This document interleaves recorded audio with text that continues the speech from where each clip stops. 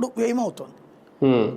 వీళ్ళు ఏం చూస్తున్నారు, అక్కడ తెలంగాణ గవర్నమెంట్ అయినా, అక్కడ కర్ణాటక గవర్నమెంట్, ఇప్పుడు ఆంధ్ర గవర్నమెంట్ అయినా సరే తాంబూలాలు ఇచ్చేసాం తనుగుదాం, మేము హామీ ఇచ్చాం, ఆర్టీసీ నెరవేర్చుద్ది అంతే.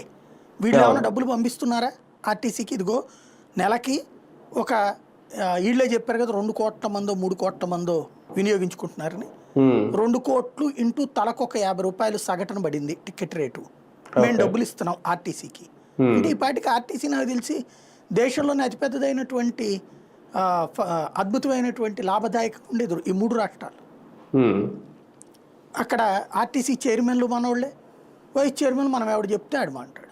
అక్కడ అధికారులు వాళ్ళు అడగరు, అడిగితే డబ్బులు తీసుకునే పరిస్థితి ఉండదు. వీళ్ళు ఇవ్వరు. పండగలప్పుడు 1.5 ఛార్జీలు ఇస్తారు. అట్లాగే మిగతా బాధుడు మిగతాది.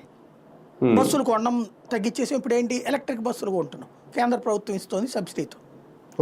తద్వారా పెట్రోల్ డీజిల్ ఖర్చు తగ్గితే కనుక అవి దాంతో అడ్జస్ట్మెంట్ గుడ్. బట్ ఇప్పటి వరకు అయిన ఖర్చులు ఎవరిస్తారు? ప్రభుత్వం నీ చేతితో ఇస్తే కదా లెక్క. ఎలక్ట్రిసిటీ డిపార్ట్మెంట్కి ఏమిచ్చింది ప్రభుత్వం? నువ్వు అప్పు తీసుకో, నువ్వు అప్పు తీసుకో, నువ్వు అప్పు తీసుకో. 90,000 కోట్లు 1,00,000 కోట్ల అప్పులు ఇప్పుడు. అది ఏమన్నా తీర్చిందా ప్రభుత్వం?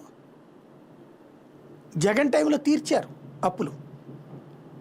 అది అతని ఇనిషియేటివ్ కాదు, కేంద్ర ప్రభుత్వం ఇనిషియేటివ్.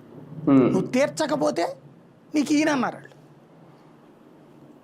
ఇప్పుడు ఇంకా రాబోయే రోజుల్లో చాలా సీరియస్ పరిణామమే ఉంటుంది అక్కడ. ఇప్పుడు మీకు ఇంకేం అక్కర్లేదండి. కరెంటు బిల్లు ఇప్పుడు 1వ తారీఖు నుంచి బిగిన్ అయింది కదా, ఈ 10 రోజులు వస్తాయి కదా కరెంటు బిల్లులు. మీ బిల్లులో మీరు వాడిన కరెంటుది ఒకదాకా ఉంటుంది, సగం దగ్గర కనబడుతుంది. అది మీరు యూనిట్ ఎంత, దాని సెస్సులు ఇవన్నీ ఉంటాయి అక్కడ కనబడుతుంది. దాని తర్వాత వస్తాయి అంటే మీ కన్జంప్షను, మీ రేటు మీకు పడింది ఒక చోట వచ్చి